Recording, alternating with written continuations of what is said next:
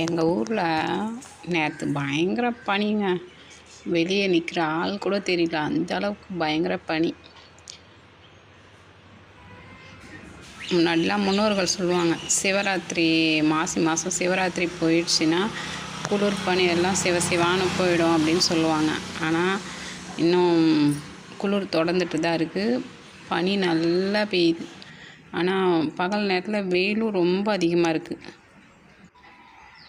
ஆனால் இன்னும் ஏன் இப்படி இவ்வளோ பனி பெய்யுதுன்னு தெரியல.